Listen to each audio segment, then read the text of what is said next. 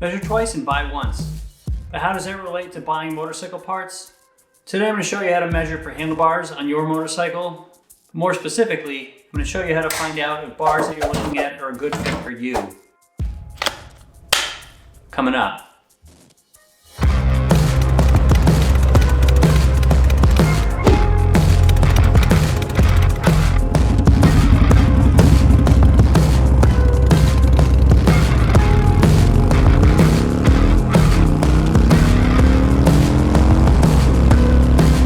That's right, welcome back. Today we're going to be measuring for bars on our 883 Sportster. And for those of you that have been following along in this build so far, this should give you a glimpse as to what I'm doing next. And for those of you not yet following, you may want to consider hitting subscribe and hitting the like and bell notification icons. It'll tell you when I post new videos, and it also helps my channel grow so I can keep posting videos for you. I'll put a link above for all the videos I have so far on modifying the bike. Now, buying new handlebars can be a little bit of a daunting thought, especially in this day and age where you're more likely to be buying them online. Now, there's a few critical dimensions that every bar will have. We're going to go over those, but I'll also show you how you can easily mock up a set of bars so you can see if the dimensions that you see online are actually going to be a good, comfortable fit for you as you sit in your motorcycle. If your bars are too high, it might look great and it might be okay in short rides, but having your hands too high, it could mean that your hands fall asleep on longer rides, and it's also illegal. Now, later on in the video, I'm going to give you some dimensions of both the motorcycle and also my shoulder height, and I'll mock up a few of the most popular handlebars, and you can see how it fits me, so you can make a decision, maybe without even going through this whole process, on how certain bars are going to fit and if they're going to work for you. With all my research, that's the one thing that I wish was out there. You can see a lot of pictures, but nobody ever says how tall they are. And even at that, people have different torso dimensions. So what works for one person doesn't necessarily work for the other. And I hope this saves you a lot of time as you consider your handlebar purchase. All right, so first the measurements. One thing that you're gonna have to verify no matter what bike you're on is the riser size. This is the diameter and width of the clamp that holds your bars in place. Now, I'd recommend using a pair of calipers or verniers to do that. It's the most accurate, simple way of measuring that. But if you don't have a pair of these, you can use a tape measure and just mark off, the common bar sizes into a piece of paper and cut a notch that size and slip it over the bar. If it's too tight or too loose, you'll know. And if it's just the right fit, you've identified it that way and you've eliminated some of the room for error that you otherwise get with a tape measure. The important thing is on your riser is the center to center measurement on the two posts that come up, as well as the outside diameter of that. You'll notice bars have an inside measurement or a measurement at the bottom of the bars, and you want to make sure you have enough clearance there. So the next measurement, and the easiest probably to identify, the most dramatic, is the rise. That's literally how far up do your hands go, how far up do the bars rise off that riser. And it's exactly that. You measure to the center of the riser, to the top of the bar, and that's your rise. It doesn't tell the entire story. There's also pullback and there's also grip angle, which will affect exactly where your hands are. But the more rise, the higher your hands are going to be. You might consider calling a vendor if you're buying bars online just to see if they run a little bit tall or a little bit short compared to the standard. So, like I said, the other two things are pullback and grip angle. Pullback is how much closer are the bars to your chest compared to the riser. And then grip angle is literally, how much do your hands turn down from there. In the exercise that we're going to do today, you can determine everything but grip angle accurately. To me, it's kind of like a 90-10 rule. You get the majority of the way, and you can kind of cheat your wrists a little bit just to see where it's going to be.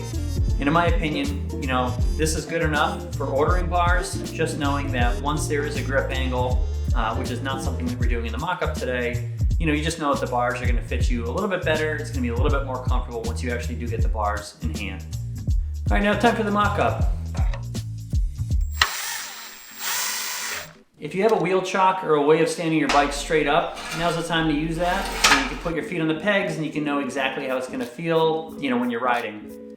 I'm not doing that today for the sake of the video, but I definitely will be before I pull the trigger on one of these bars. You're going to want an old broomstick or a dowel, ideally an inch diameter or greater, to use as a mock-up handlebar. You also want a ruler or a short piece of wood, 8-10 inches in length. And what you're actually going to do is from the center line, mark out common bar lengths or whatever your bar length is, and then that's where you're going to place your hand, just inside of that. And with the ruler or the short piece of wood, once you attach that, you're going to make measurements. Now you got measurements for the overall bar width, but you also have measurements here for the pullback. So what I've already done is I already installed a plumb line from the ceiling, which sits, once this bike is vertical, it sits directly over the riser.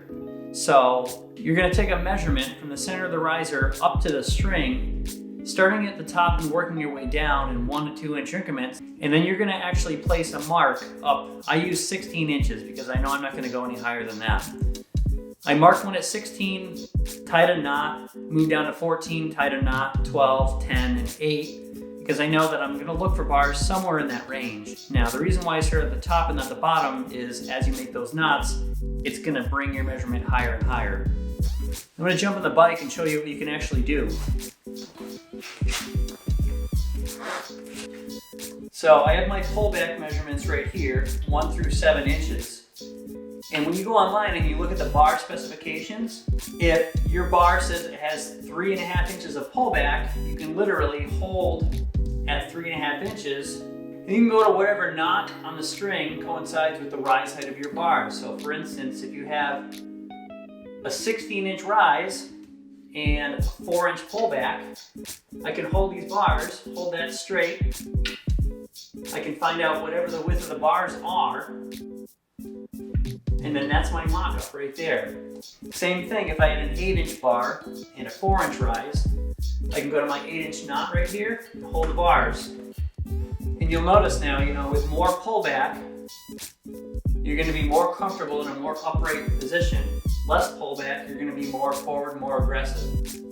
Now I'm going to mock up several common bars out there so you can see how I look riding them. Now what you should know is that I'm 5'9", and the dimension from my seat to the center line of my shoulder, not the top of the center, is 23 inches. So you may want to sit down on the ground, mark the wall, get that dimension on yourself, and then you can compare. So, if you were sitting on your bike, even without mocking this all up, you would know, your shoulders are 1 inch higher or 1 inch lower compared to what you see here. And that might be enough so you can make a purchase that way. And with all the research that I've done, that's just the one thing that I wish I saw was out there.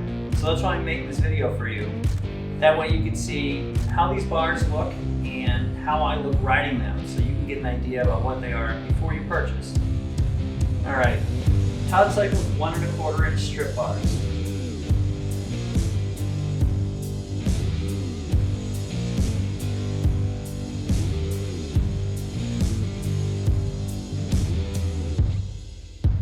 Biltwell Keystone handlebars. Biltwell 1-inch tractor bars. LA Choppers 1 1/4 inch 8 hanger bars.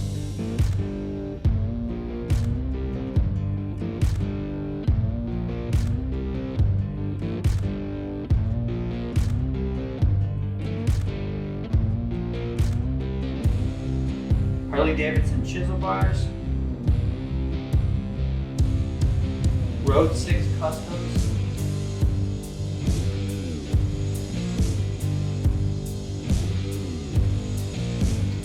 Coatland Customs.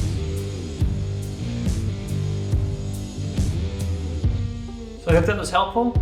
If you got some value out of that, please consider hitting the like button and consider hitting subscribe if you want to follow along. Thanks for watching, and as always, be safe and be well. We'll see you on the next one.